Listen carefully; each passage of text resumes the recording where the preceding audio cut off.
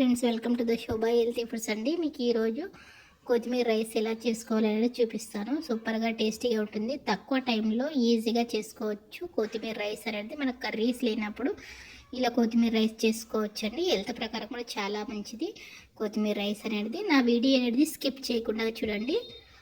ఇంట్లో ఉన్న ఇంగ్రీడియంట్స్తోనే ఈజీగా చేసుకోవచ్చు. సూపర్గా టేస్టీగా ఉంటుందండి. చాలా బాగుందండి. ఓకేనా? ఇప్పుడు నా వీడియో అనేది స్కిప్ చేయకుండా చూడండి. ఎలా చేసుకోవాలనేది మీకు చూపిస్తాను. ఇక్కడ చిన్న మీడియం సైజు కొత్తిమీర కట్ట తీసుకున్నానండి.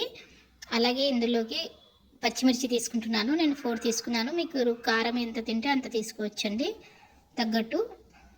ఇక్కడ ఆనియన్స్ తీసుకుంటున్నాను.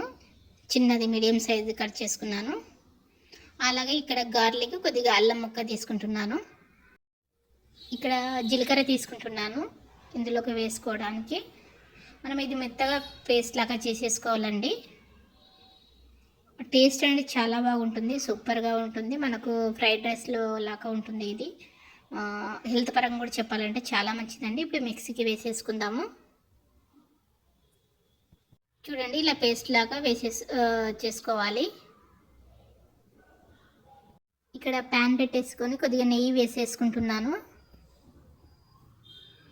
మొత్తం నెయ్యితోనే యూజ్ చేయొచ్చు, లేదంటే మీరు ఆయిల్ కూడా వేసుకోవచ్చు. నేను కొద్దిగా ఇందులో ఆయిల్ కూడా వేసేసుకుంటున్నాను.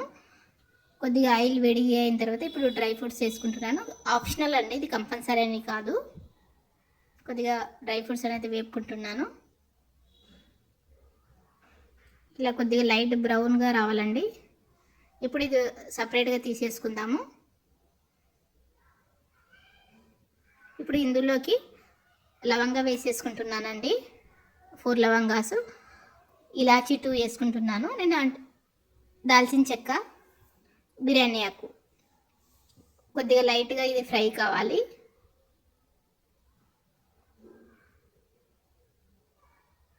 ఇలా ఫ్రై చేసేసుకోవాలండి. ఇందులోకి ఆనియన్స్ వేసేసుకోవాలి, కట్ చేసుకున్నవి. నేను ఇక్కడ మీడియం సైజ్ ఆనియన్ కట్ చేసుకున్నాను. కొద్దిగా ఇది లైట్గా మనకు ఫ్రై కావాలి ఆనియన్స్ అనేది. ఆయిల్లో మంచిగా ఫ్రై చేసేసుకోవాలండి. ఇప్పుడు ఇందులోకి క్యారెట్ వేసుకుంటున్నానండి. క్యారెట్ అనేది కూడా ఆప్షనల్, మీరు కావాల్సితే వేసుకోవచ్చు, లేకుంటే లేదు. కొద్దిగా ఆనియన్స్ ఫ్రై అయిన తర్వాత మనం క్యారెట్ ముక్కలు వేసేసుకుంటున్నాం. ఇక్కడ ఫ్రై అయిపోయినాయి. ఇప్పుడు పేస్ట్ చేసుకున్నది కొత్తిమీర ఇందులో వేసేసుకుంటున్నానండి. ఇది మంచిగా కలుపుకోవాలి. మనకి ఇందులో పచ్చివాసన పోయే వరకు ఫ్రై చేసేసుకోవాలి బాగా. స్టవ్ అనేది మీడియం ఫ్లేమ్లో పెట్టుకోవాలి. ఇందులో కొద్దిగా సాల్ట్ వేసేసుకోవాలండి. రుచికి సరిపడిన సాల్ట్ వేసేసుకోవాలి. ఇలా మొత్తం కలిపేసుకోవాలండి మొత్తము. ఇప్పుడు మనకు ఇందులోకి మనం ఉడకబెట్టుకున్న రైస్ వేసేసుకోవాలి. మొత్తం ఇది కలుపుకోవాలండి. మనకి ఎప్పుడైనా అన్నం మిగిలినప్పుడు కూడా ఇలా చేసేసుకోవచ్చు అండి. కొత్తిమీర రైస్ అనేది చేసుకోవచ్చు, టేస్ట్ కూడా బాగుంటుంది. పిల్లలైనా పెద్దవాళ్ళైనా కూడా ఇష్టంగా తింటారండి. ఇందులోకి నేను డ్రై ఫ్రూట్స్ వేస్తున్నాను, మనం ఇందాక వేపుకున్నాయి. చూడండి, మనకు కొత్తిమీర రైస్ అనేది రెడీ అయిపోయింది.